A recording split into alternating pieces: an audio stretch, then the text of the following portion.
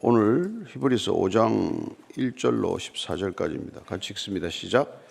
대제사장마다 사람 가운데서 택한 자이므로 하나님께 속한 일에 사람을 위하여 예물과 속죄하는 제사를 드리게 하나니, 그가 무식하고 미혹된 자를 능히 용납할 수 있는 것은 자기도 연약에 휩싸여 있으므라.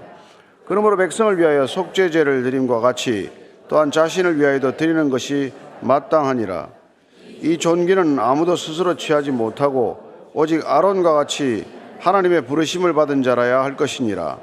또한 이와 같이 그리스도께서 대제사장 되심도 스스로 영광을 취하심이 아니요 오직 말씀하신 이가 그에게 이르시되 너는 내 아들이니 내가 오늘 너를 낳았다 하셨고, 또한 이와 같이 다른 데서 말씀하시되 내가 영원히 멜기세덱의 반차를 따르는 제사장이라 하셨으니, 그는 육체에 계실 때 자기를 죽음에서 능히 구원하실 이에게 심한 통곡과 눈물로 간구와 소원을 올렸고 그의 경건하심으로 말미암아 들으심을 얻었느니라. 그가 아들이면서도 받으신 고난으로 순종함을 배워서 온전하게 되셨은즉 자기에게 순종하는 모든 자에게 영원한 구원의 근원이 되시고 하나님께 멜기세덱의 반차를 따른 대제사장이라 칭하심을 받으셨느니라. 멜기세덱에 관하여는 우리가 할 말이 많으나 너희가 듣는 것이 둔함으로 설명하기 어려우니라. 때가 오래되었으므로 너희가 마땅히 선생이 되었을 터인데, 너희가 다시 하나님의 말씀의 초보에 대하여 누구에게서 가르침을 받아야 할 처지이니 단단한 음식은 못 먹고 젖이나 먹어야 할 자가 되었도다. 이는 젖을 먹는 자마다 어린아이니 의의 말씀을 경험하지 못한 자요, 단단한 음식은 장성한 자의 것이니 그들은 지각을 사용함으로 연단을 받아 선악을 분별하는 자들이니라. 아멘. 예수님에 대한 의심이나 예수님을 믿는 신앙 전체가 흔들리는 것은 그때나 지금이나 많은 사람들이 경험하는 일이에요. 그래서 예수님을 아는 것, 바로 아는 것, 제대로 아는 것, 이게 우리의 굳은 믿음의 기초가 되어야 한다는 것입니다.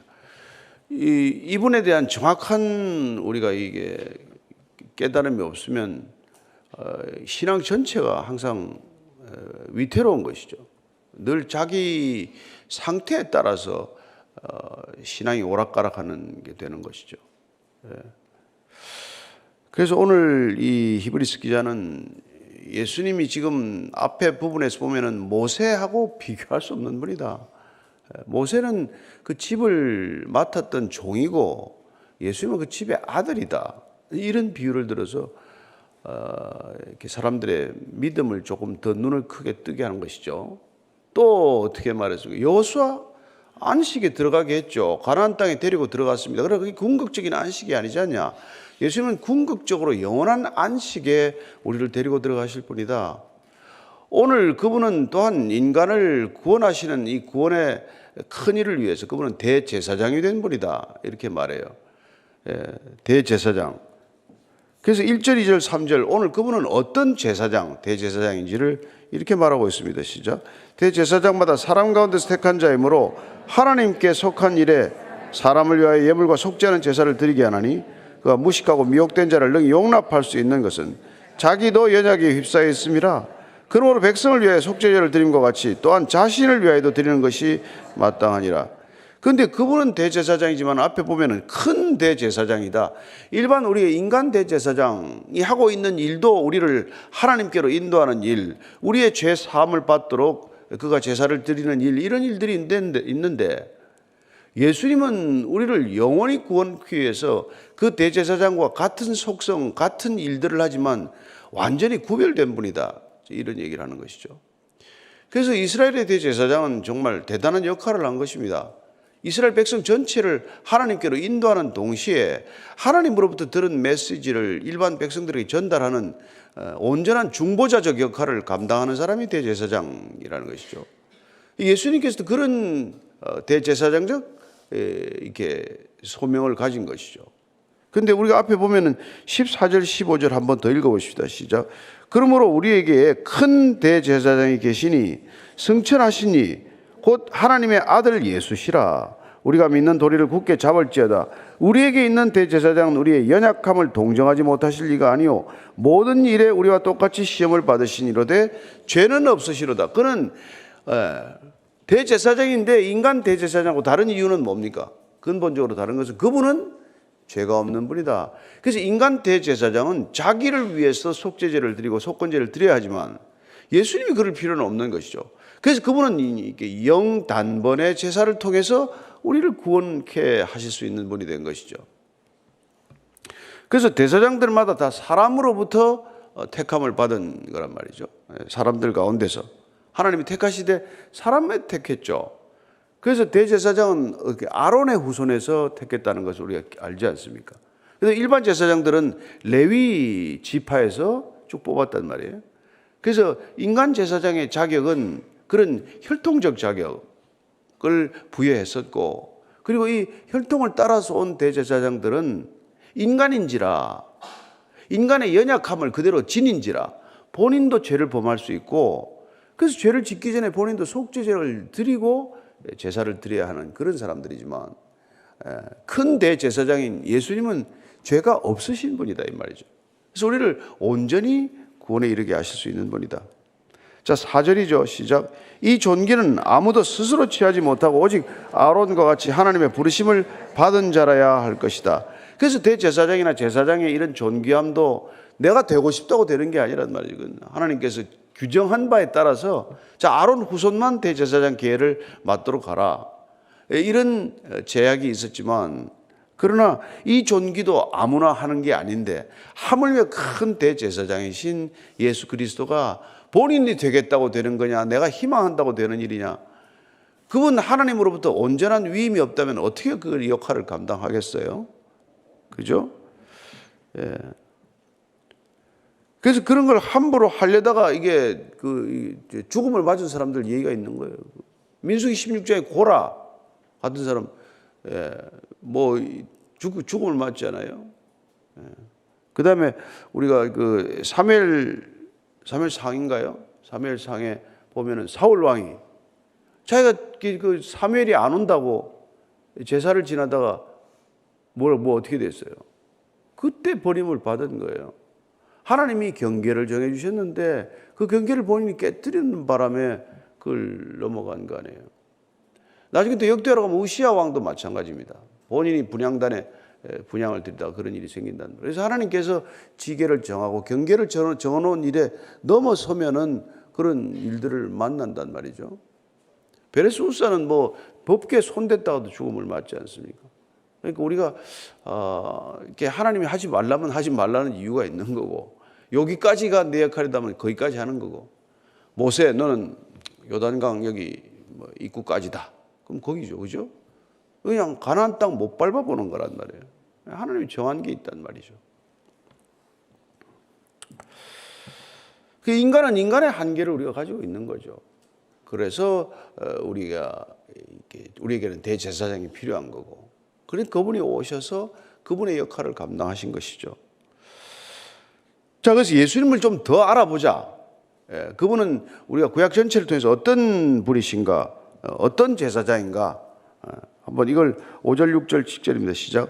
또한 이와 같이 그리스도께서 대제사장 되심도 스스로 영광을 취하심이 아니요 오직 말씀하시니가 그에게 이르시되 너는 내 아들이니 내가 오늘 너를 낳았다 하셨고, 또한 이와 같이 다른 데서 말씀하시되 내가 영원히 멜기세덱의 반차를 따르는 제사장이라 하셨으니, 그는 육체에 계실 때에 자기를 죽음에서 능히 구원하실 이에게 심한 통곡과 눈물로 간구와 소원을 올렸고 그의 경건하심으로 말미암아 들으심을 얻었느니라. 그 이분은 그냥 택함을 받은 게 아니라 넌 내 아들이라, 이런 택함을 받았다는 것이죠. 내 아들이라. 시편 2편 7절 말씀을 우리 인용하고 있습니다. 2절 7절입니다. 시작. 내가 여호와의 명령을 전하노라. 여호와께서 내게 이르시되 너는 내 아들이라. 오늘 내가 너를 낳았도다. 오늘 내가 너를 낳았도다. 이런 시편 말씀을 인용해서 하나님이 직접 낳으신 분이다. 그런 택함을 받은 분이다 이 말이죠. 시편 110편 4절 말씀을 또 인용하고 있어요. 다윗의 시입니다만 시작. 여호와는 맹세하고 변하지 아니하시리라. 이르시기를 너는 멜기세덱의 서열을 따라 영원한 제사장이라 하셨도다. 이 기막힌 시편 110편 4절 말씀을 이걸 끌어서 히브리서 기자는 다윗의 시의 이 예언 시와도 마찬가지인 이 시를 들어서 예수님이 누구신지를 설명하고 있는 거예요. 그 얼마나 구약에 해박해야 이게 기억이 나겠어요.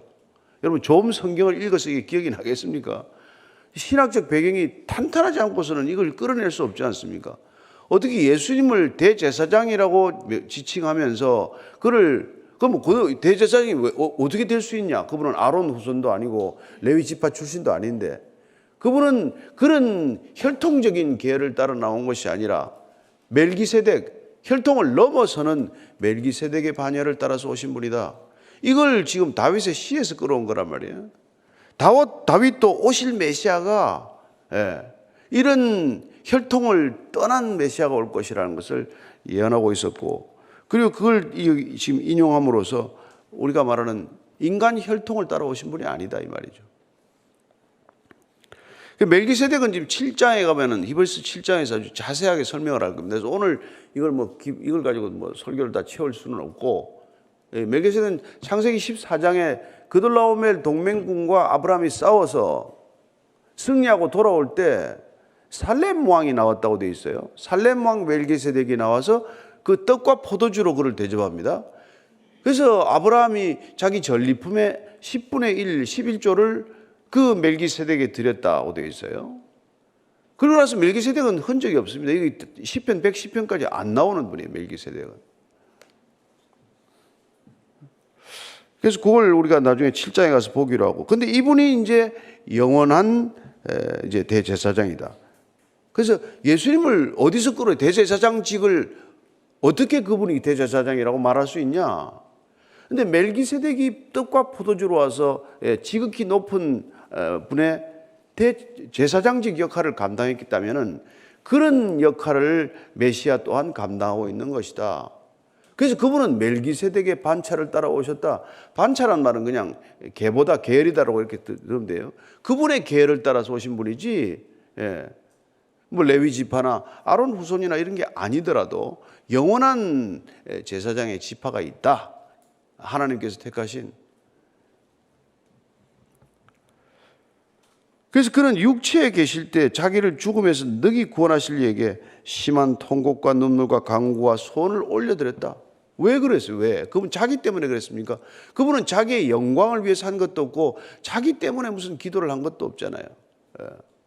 오직 구원을 위해서, 이 백성들을 하나님께로 인도하기 위해서, 또한 하나님의 마음을 돌이키게 하기 위하여 진정한 중보자로서 그분은 인간과 하나님을 연결시킨 분이죠. 그래서 그 소원을 아뢰셨던 분입니다.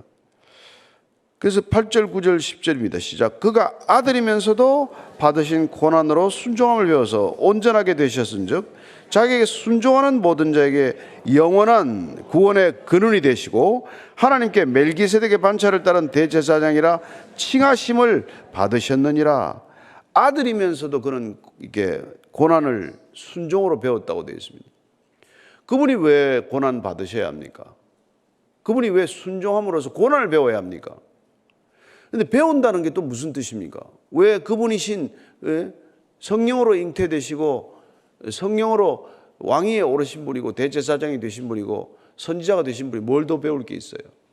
그래서 여기는 무슨 우리가 지식적인 배움보다도 그분은 고난을 통해서 순종함으로써 그분이 마땅히 감당해야 할 모든 몫을 온전히 이루는 사람이 이루는 역할을 다 완성했다, 이런 뜻으로 우리가 해석을 할 수 있죠. 그래서 그분은 그 고난 끝에 십자가에서 나는 다 이루었다라고 선포하실 수 있는 분이란 말이죠. 누가 그런 선포를 할 수 있겠어요? 사형장에서 죽어가는 사람이 뭘 이뤘다고 말할 수 있는 분이 뭐가 있겠어요? 그분은 그 소명을 위해서 오셨고 그걸 고난을 통해서 순종함으로 그 모든 걸 다 이루셨기 때문에 내가 다 이뤘다고 말할 수 있는 분이 된 것이죠. 그렇게 그분이 다 이루셨기 때문에 그분이 영원한 구원의 근원이 되셨다. 그분을 통한 구원은 영원한 구원이 되는 거란 말이에요. 예컨대 대제사 이스라엘 백성들이 아무리 제사를 많이 지낸들 그 죄가 온전히 사함을 받았습니까? 또 죄를 짓고 또 동물 제사 또 드리고 그걸 얼마나 반복하냐는 말이에요. 그래서 그 제사법을 통해서 우리가 알았던 것은 의로워진 게 아니라 제사를 통해서 우리가 알게 된 건 우리는 뼛속 깊이 죄인이구나. 우리 죄는 궁극적인 해결점을 내 스스로에서 찾을 수 없구나. 이걸 깨닫게 한 거 아닙니까? 그래서 저와 여러분들이 구약 안에서는, 율법 안에서는, 율법 아래서는 우리는 구원받을 재간이 없는 것이죠. 율법은 구원의 능력이 있는 것이 아니고 우리로 하여금 죄를 깨닫게 할 뿐이다 이거죠. 그래서 율법이 없다면 우리가 죄도 모르는 거 아니에요. 예. 하나님의 이름을 망령되이 일컫지 말라는 율법이 있으니까 우리가 이름을 망령되이 일컫는 게 죄가 되는 것이지, 그게 없으면 뭐 죄 의식도 없는 거죠. 그래서 예수님은 자기에게 순종하는 모든 분에, 그분 당신 자신이 순종함으로 이 모든 구원을 이루셨고, 우리 또한 그분께 순종함으로 그 구원이 온전히 우리의 구원이 되도록 할 수 있는 것, 그분과 연합을 통해서. 왜 그분이 그런 역할을 하게 됐냐? 그분이 멜기세덱의 계를 따라서 오셔서 영원한 대제사장이기 때문에 그분이 용서하시면 그분이 드리는 제사는 영원히 유효한 제사가 된다 이것이죠. 인간 제사장이 드리는 제사는 다음 제질 때까지만 잠시 유효한 거고 그런 거고. 예. 자, 11절 이 멜기세덱을 뜻밖에 툭 던져놓고 나서는 이렇게 말합니다. 11절 12절입니다. 시작. 멜기세덱에 관하여는 우리가 할 말이 많으나 너희가 듣는 것이 둔함으로 설명하기 어려우니라. 여러분 이거 진짜 이거 참 듣는 사람 자존심 상하는 얘기예요. 내가 이게 멜기세덱에 할 말이 참 많은데 너희가 듣는 것이 둔함으로 설명하기가 어렵다. 너희들 이 수준에서는 다 얘기하기가 어렵다. 다 알아들어야 되는데 너희들 지금 못 알아듣는다. 이렇게 얘기하는 것이죠. 그래서 우리가 참 이 장성한 믿음의 분량이 일어나야 되는데 이때나 지금이나 아무리 이걸 들어도 신앙이 자라지 않는 사람들이 있단 말이에요. 자라지 않기 때문에 이 히브리서가 탄생한 거예요. 자라지 않는 사람들 때문에. 신앙이 자라지 않으니까 외소증에 걸린 사람들처럼 계속 그 상태에 머물러 있으니까 배교까지 결국은 이르게 된단 말이에요. 여러분 신앙은 자라거나 퇴보하거나 제자리에 있지 않습니다. 그렇잖아요. 여러분들이 뭐 30년 예수 믿어도 점점 더 예수님의 분량, 장성한 분량에 이르든지 성숙한 신앙인이 되어가든지 아니면 제자리에 있지 않는단 말이에요. 예, 그래서 점점 어린아이가 되는 거예요. 더 어린 신앙, 미숙한 신앙이 된단 말이에요. 아니 기도를 그렇게 하는데 그래도 점점 어려지는 사람이 있단 말이에요. 더 어려지고 그렇게 헌신하는데 봉사 구제하는데 그래도 어린 사람이 있단 말이에요. 심지어 무슨 뭐 선교지를 가도 거기서 또 싸우고 아우리치를 가도 갔다 오면서 원수지간 돼서 돌아오고 말이죠. 돌아와서 또 얼굴도 안 보고 뭐 그게 무슨 일이 일어났냐 말이에요. 그러니까 신앙이 여러분들 자동적으로 내가 세월이 지난다고 더 좋아지지 않는단 말이에요. 여러분 더 나빠진다고 상정을 해야 돼요. 못된 습관이 더 많이 붙기 때문에. 창세 이후로 이 지구는 점점 나빠졌습니다. 창세 이후로 인간은 점점점 타락했어요. 그 구원에 이르지 않은 사람들은 제자리에 있지 않는단 말이에요. 왜 구원받아야 합니까? 왜 예수라야만 합니까? 왜 복음을 들어야 합니까? 그러지 않고서는 악순환에서 벗어나지 못한단 말이에요. 복음만이 우리를 선순환을 일으켜서 점점 인생 전체를 상향적 곡선으로 이끌어서 점점 하나님을 닮아가게 하고 예수 그리스도의 성품을 닮아가게 하는 거란 말이죠. 그래서 더 좋아지든지 아니면 더 나빠지든지 제자리 가만히 있는 법은 없단 말이에요. 그래서 결국은 제자리 가만 안 있다가 점점 멀어지더니 결국은 예수님을 떠나게 되고 신앙 전체를 저버리는 일이 왕왕 우리 주변에서 보지 않습니까? 그래서 우리가 에베소서 4장 13절 말씀 잠깐 읽어볼까요? 시작. 우리가 다 하나님의 아들을 믿는 것과 아는 일에 하나가 되어 온전한 사람을 이루어 그리스도의 장성한 분량이 충만한 데까지 이르리니, 이게 우리가 이게 자연스럽게 가야 할 방향이고 가야 할 목적지란 말이에요. 그분까지 이르러야 된다. 그분이 머리니까 머리이신 그분까지 우리 몸이 자라나는 것, 그게 우리가 이게 참 몸을 쳐서 복종케 하고 아침마다 우리가 이 힘든 시간들을 가지고 그러다가 점점 이게 처음에는 의무감 때문에 또 혹은 뭐 자기와의 무슨 싸움처럼 시작이 됐지만 이걸 알아가면 알아갈수록 그 기쁨이 우리를 이리로 인도하는 게 된단 말이죠. 그래서 여러분들이 점점 뭐 이렇게 아침 예배를 나오면서 얼굴이 점점 밝아지고 기쁨이 흘러야지 죽을 쌍을 해가지고 네가 이기나 내가 이기나 한번 해보자. 이거 여러분 이거 하나도 덕되지 않아요. 그런 연단과 훈련의 시간이 필요한 것도 사실이지만 그러나 우리가 아는 게 중요해요. 그래서 호세아서를 통해서 호세아 6장에 왜 알아라 여호와를 알라 힘써 알라. 알면 여러분 달라진단 말이에요. 정말 알면 제대로 알면 바로 알면. 그래서 이 히브리서 기자가 예수님을 바로 알라 바르게 가르치는 게 목적이란 말이에요. 제대로 알면 예수님을 배신할 일이 없죠. 배신할 일이 없죠. 자기 아내를 제대로 아는 남자는 배신 안 합니다. 자기 남편을 바로 알면 배신 안 해요. 몰라서 그래 사실은. 그 가치를 몰라서. 자기 아들이나 딸이 얼마나 귀한지 그 가치를 알면 애를 그렇게 학대하고 하겠습니까? 몰라서 그렇단 말이에요. 알면 예수님 손에다 못을 받겠습니까? 몰라서 그런단 말이에요. 그래서 예수님이 그 용서하는 거란 말이에요. 내 몸에 손과 발에 못을 박는데 어떻게 저들을 용서하소서 그런 기도가 나와요. 모르는 게 안타까워서. 모르는 게 안타까워요. 그래서 여러분 우리가 뭐 진짜 뭐 이게 좀 막 화를 내고 이러면 안 돼요. 사실은 좀 이렇게 하는데 제가 이게 최근에 이게 뭐 홍어가 누가 홍어를 보내줘가지고 홍어 이게 그런 맛인 줄 몰랐어요. 그래서 이게 직접 흑산도에서 왔어요. 근데 이걸 먹고 나니까 지금까지 내가 먹은 건 다 가짜였어요. 더 이상 나는 흔들리지 않을 거예요. 홍어의 기준이 달라졌어. 그래서 흑산도 사람들이 이 세상에 생선은 두 종류밖에 없다. 홍어와 잡어밖에 없다. 그 말이 무슨 말인지 이해를 하게 된 거예요. 야, 진짜를 맛봐야 돼. 진짜를 보면 더 이상 우리가 이 지금까지 먹었던 거 다 가짜네? 이걸 알게 된단 말이에요. 예. 참. 그래서 여러분들이 진짜를 맛보게 되기 때문에. 그래서 우리가 성경만 진짜란 말이에요. 설교도 잡티가 들어갈 수가 있단 말이에요. 자기 생각이 성경을 파고들어서 성경을 왜곡하는 일이 왕왕 있으니까. 베레아 성도들처럼 성경이 이게 설교가 성경대로인가 아닌가 이걸 확인하는 게 자기 책임이란 말이에요.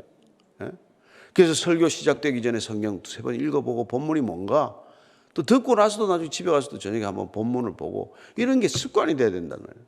그래야 잘한단 말이에요. 그래야 단단한 음식을 먹는다 이렇게 말하고 있는 것이죠. 자, 그래서 12절입니다. 시작. 때가 오래되었으므로 너희가 마땅히 선생이 되었을 터인데 너희가 다시 하나님의 말씀의 초보에 대하여 누구에게서 가르침을 받아야 할 처지이니 단단한 음식은 못 먹고 젖이나 먹어야 할 자가 되었도다. 여러분 이 자존심 상하는 얘기 아니에요? 너 지금까지 신앙생활 한다 그러더니 남을 가르쳐도 시원찮은데 아직까지 초보에 그렇게 머물러서 단단한 음식은 못 먹고 이렇게 우유병이나 지금 빨고 있냐? 이 얘기란 말이에요. 저나 여러분에게 할 수 있는 얘기일 수 있잖아요. 지금 신앙생활 한 지가 얼마나 됐는데 아직도 그렇게 허적되고 있냐? 이런 아주 그냥 독서를 갖다가 얘기하는 것이죠. 디모데전서 4장 7절입니다. 시작. 망령되고 허탄한 신화를 버리고 경건에 이르도록 내 자신을 연단하라. 경건에 이르도록 연단이 되었으면 지금은 남을 가르쳐야 마땅한데 아직도 경건의 모양만 있을 뿐 경건의 능력도 없고 여전히 하여튼 그렇게 잘하지 못한 미숙한 신앙. 그래서 어린 신앙에 머물러 있어서는 안 된다. 아직도 기도가 너밖에 기도를 할 줄 모르고 그러면 안 된다 이 얘기죠. 13절 14절입니다. 시작. 이는 젖을 먹는 자마다 어린 아이니 의의 말씀을 경험하지 못한 자요 단단한 음식은 장성한 자의 것이니 그들은 지각을 사용함으로 연단을 받아 선악을 분별하는 자들이라. 젖을 먹는 자마다 아직까지는 어린아이다. 아직까지도 미숙한 신앙이다. 받아 먹기만 하는 것, 아직도 여전히 율법에 갇혀 있는 것, 그리고 여전히 그리스도인이 되고 나서도 율법주의적인 유대교 신앙의 잔재를 벗어버리지 못한 것, 그래야 그리 돌아가야 되겠다고 생각하는 것, 심지어는 뭐 이웃 사람한테 너도 예수 믿지만은 할례를 받으라고 말한다는 것, 이제 이런 것들이 그 당시에 자꾸 사람들을 힘들게 했기 때문에 정말 신앙 안에서 자라가는 것, 그래서 어린 신앙이 어른 신앙이 되는 것, 그게 일어나야 된다 이 말이죠. 그래야 나중에 신앙에서 떨어지지 않는다, 배교하지 않는다, 예수님 배반하지 않는다, 이렇게 얘기하는 것입니다. 그래서 단단한 음식은 장성한 자의 것이니 그들은 지각을 사용함으로써 끊임없이 우리가 가지고 있는 모든 것들을, 하나님 주신 것들을 이용을 해서 그걸 가지고 다 우리의 감정도, 우리의 모든 경험도 말씀에 복종시키는 성숙한 신앙으로 간단 말이에요. 어린아이는 자기 감정이 모든 것들을 다 휘저어 놓잖아요. 그래서 막 그냥 애들이 막 열을 잘 받잖아요. 그죠? 머리가 뜨끈뜨끈해진단 말이에요. 가슴이 뜨거워져야 되는데, 저는 여러분들이 가슴이 뜨거운 신앙이 되기를 바라고, 여러분 이 세상은 사람들에게 막 머리를 들끓게 만들고 감정을 들끓게 만든단 말이에요. 그죠? 그래서 이 길에서 벗어나게 하는데, 저와 여러분들이 오늘도 이렇게 로고스는 사람을 조금 차분하게 하고, 말씀은 우리를 다시 한번 단단하게 하고, 말씀을 먹는 사람들은 언젠가는 점점 성숙해가는 신앙으로 갈 줄로 믿습니다. 그래서 여러분들의 어른스러운 신앙이 이 미숙한 이 세상에 귀한 향기가 되기를 축원합니다. 오늘도 여러분들을 보면 사람 저렇게 살아야 된다, 저런 사람이 되어야겠다, 저런 신앙인이 되어야 되겠다, 그런 모델이 되고 그런 여러분들이 길이 되기를 바랍니다. 우리가 그분과 함께 길을 가고 있기 때문에 길이신 그분과 함께 가면은 우리가 걸어가는 길이 좋은 선례가 될 줄로 믿습니다. 오늘 하루도 우리가 내가 지금도 아직까지도 단단한 음식을 못 먹고 있는 건 아닌가? 난 아직도 여전히 내가 혹시 이렇게 우유를 먹고 있는 그런 상태인가? 우유 먹지 말라는 말은 아니지만 그걸 한번 점검해보는 아침이 되고, 내 기도가 아직도 여전히 어린 기도, 어린아이의 기도에 머물러 있는 것은 아닌가? 한번 점검하는 아침이 되길 바랍니다. 같이 기도하겠습니다. 하나님 아버지, 주님 장성한 분량, 예수 그리스도의 분량에 이르도록 주님께서 우리를 부르십니다. 오늘도 주님을 따르는 걸음 되게 하시고 세상에 정말 빠져서 허우적대는 그런 어린 신앙 되지 않게 하여 주옵소서. 어린아이가 사탕 하나에 조그마한 장난감 하나에 유혹되어 길을 잃어버리듯 그렇게 정말 길이신 주님을 벗어나는 그릇된 신앙, 연약한 신앙 되지 않게 하시고, 주님께서 그 모든 것을 담대히 이기신, 세상을 넉넉히 이기신 주님을 따르는 믿음이 되게 하여 주옵소서. 오늘도 주님과 함께 동행하는 아름다운 동행이 향기로운 동행 되게 하시고 영원한 동행 되게 하여 주시옵소서. 주님, 미숙한 신앙이 있다면, 미숙한 점이 있다면 주님 저희들을 쳐서 연단케 하고 단련케 되어서 단단한 음식 먹는 이렇게 어른스러운 신앙 되게 하여 주옵소서. 이제는 십자가에서 신앙의 궁극적인 목적지가 어디인지를 보여주신 우리 구주 예수 그리스도의 은혜와 그 신앙의 길 끝에서 맞아주시는 아버지의 사랑과 날마다 세상이 기준이 아니라 십자가가 기준임을 일깨워 주시는 성령님의 기름 부으심이 오늘도 단단한 음식 먹고 젖을 먹는 사람들에게 귀한 정말 어른스러움으로 섬기기를 원하는 이 자리에 고개 숙인 참된 믿음의 어른들, 믿음의 형제 자매들 위해 지금부터 영원까지 함께 하시기를 간절히 축원하옵나이다. 아멘.